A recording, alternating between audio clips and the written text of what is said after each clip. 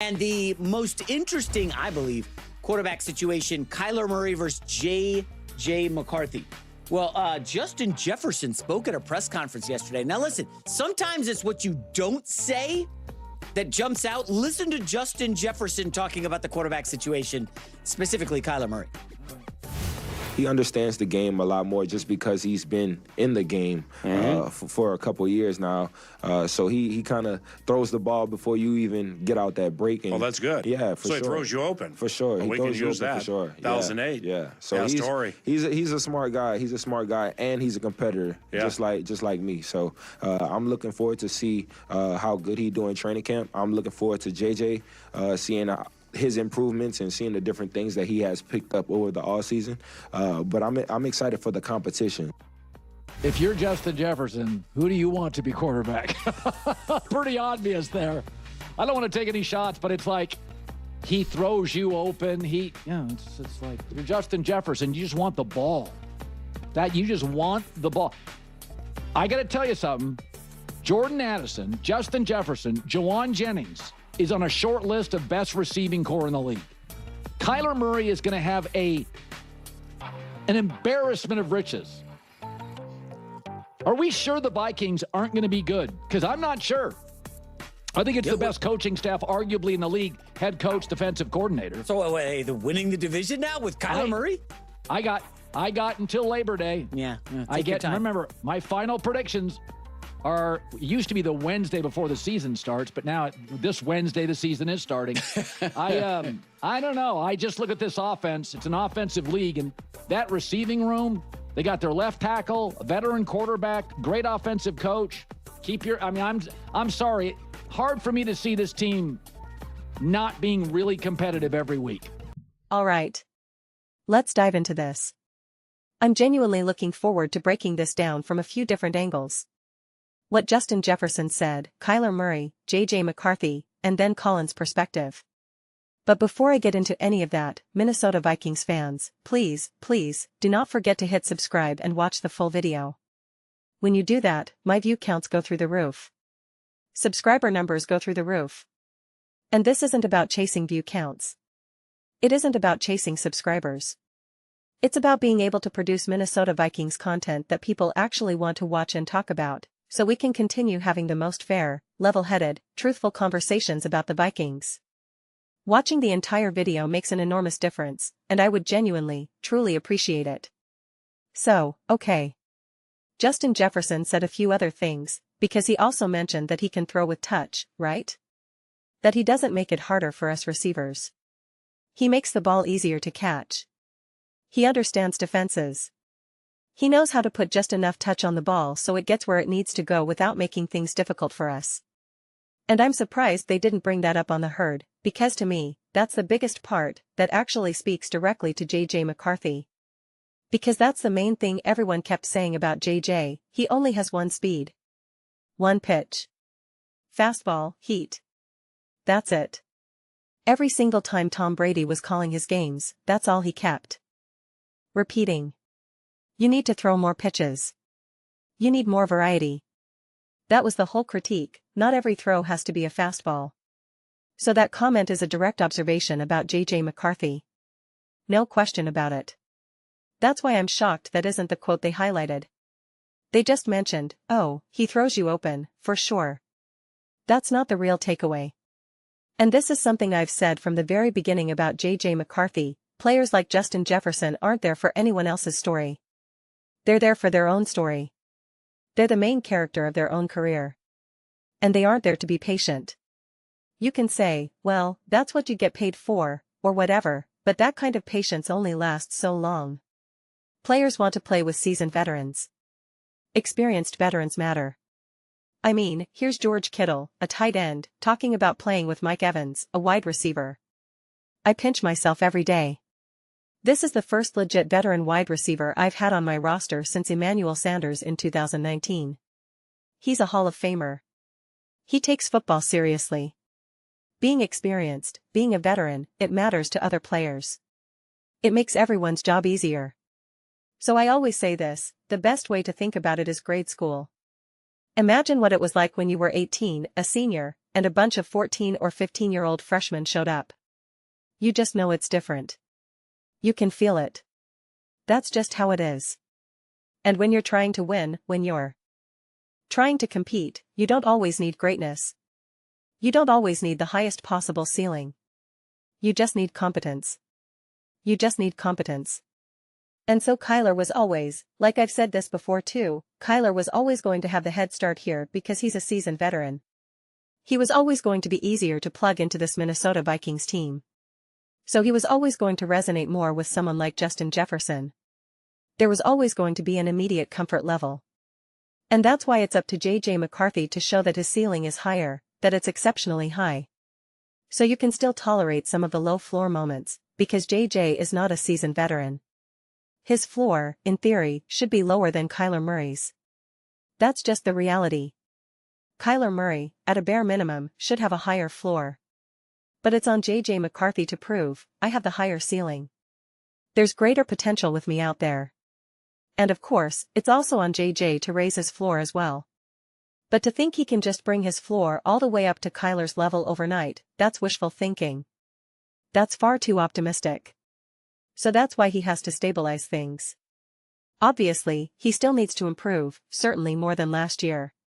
But he has to give the coaching staff a reason to say, we can tolerate some of your mistakes. Because everyone makes mistakes. Kyler will make mistakes too. But every mistake JJ makes, it'll feel like a million. It real.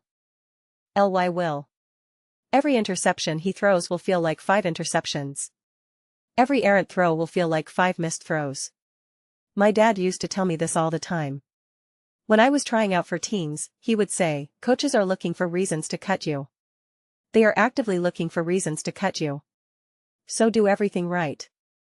He was always strictly business. When you're standing in line for a drill, don't joke around. Don't mess about. Back straight, eye contact, all of that. Take a knee, look the coaches in the eyes. He always said, they're looking for reasons to cut you. They're looking for reasons to bench you. And that's just the way it is. That's exactly the situation J.J. McCarthy finds himself in right now. There's no hand-holding. No, we really want you to succeed. In theory, they do. Absolutely. Nobody in that building is rooting against J.J. McCarthy. But I can also tell you this right now, the Vikings are also just rooting for their decision to be easy. Kevin O'Connell, when he says his prayers at night, is thinking, please just make this easy for me. Please. He can lie all he wants, oh, this is the best situation to have, this is a good problem, but deep down, he's thinking, just make this simple. Make it clear. Make it straightforward. And yeah, it's tough. I think in a lot of ways, and I know nobody would actually do this, and I don't blame Justin Jefferson for not doing it, I'm actually glad he doesn't, but if I were the coach, the GM, the owner, or anyone with power, or a locker room leader, I'd say, hey, you know what? Every time they ask about Kyler and Justin and JJ, just say, I appreciate the question, but out of respect for both guys, I'm going to let this play out. Because no matter what I say, if I compliment Kyler, if I compliment JJ, it'll get twisted. One will be seen as a slight. I genuinely love both of these men, and I'm excited to see what they can do. I think it's only fair for me to take a step back. I know I'm a huge leader on this team, and that's how I want to lead, by stepping back and letting these two compete. This is both of their dreams, to be the starting quarterback of the Minnesota Vikings. JJ is trying to establish himself in the NFL, and Kyler is trying to prove why he was the number 1 overall pick all those years ago. So again, I appreciate the questions, I know I'll keep getting them, but it's a lose-lose for me. No matter what I say, it gets twisted. So I'm just going to leave it at that. I'm excited for this year.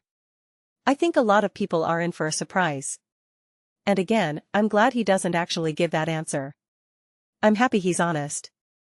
But if I were the GM, the owner, in charge of PR, management, player relations, that's what I'd be saying. This is what you say. Don't offer any commentary on any of these quarterbacks.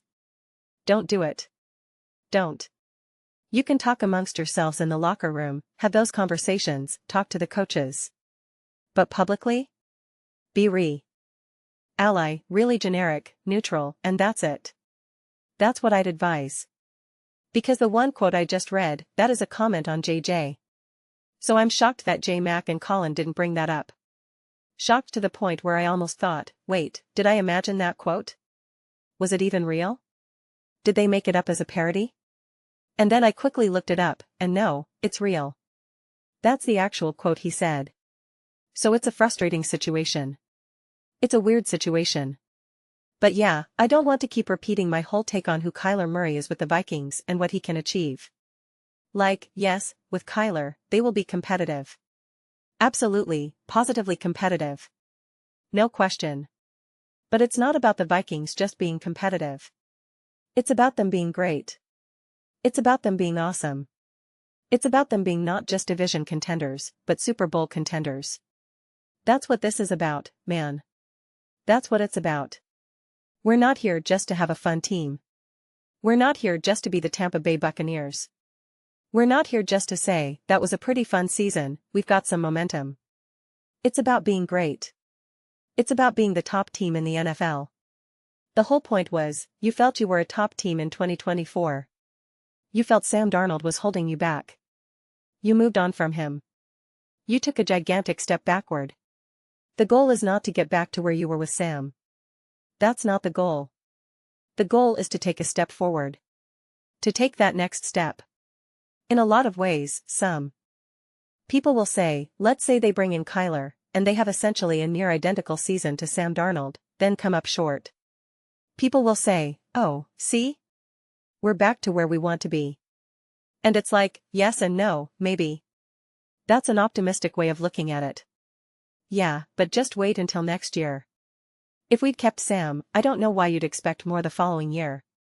Kyler, for the most part, has shown who he is. He's only getting older. He's only going to get more banged up. He's only going to become less mobile. That's the reality. The runway is incredibly short with Kyler, even in perfect circumstances. And people will say, yeah, but look what Sam Darnold did. Sam Darnold is fundamentally a different quarterback. Sam never really got a true shot. Kyler has. And I'm not acting like Arizona was some safe haven for quarterbacks. I'm not saying that.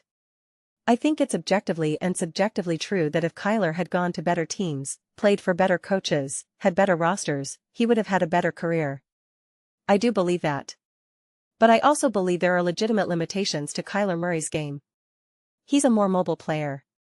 He's a more true dual threat. I don't even know what that word means anymore in the modern NFL, but he's a more traditional dual threat quarterback than, say, Baker Mayfield. And yet, we still think. I don't know, man. There's this idea of Mahomes' potential. Anytime we see a quarterback who's mobile, who can run and throw in D-scramble, people go, huh, that reminds me of Mahomes. They did that with Anthony Richardson in Indianapolis. And that's exactly what I said then. I said, listen, you can't keep starting him. The locker room wants a veteran. They're not there for AR's journey. That's not what they signed up for. They brought in Flacco and never looked back. Then they brought in Daniel Jones and never looked back.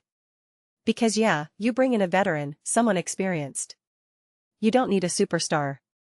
You don't need someone who shows you glimpses of Mahomes. They just need stability. They just need consistency. And that's just not Kyler Murray's game. That's not who he is. But he can still be spectacular at times. Someone in the comments, shout out Dave, said this about Baker. He said, it's like he has a utility belt. Baker is like someone with a utility belt that's nothing but grenades. Sometimes it's great, and sometimes you blow yourself up. And yeah, that's true. He said Baker Mayfield is like a utility belt that only carries grenades. Extremely explosive, but the danger goes both ways.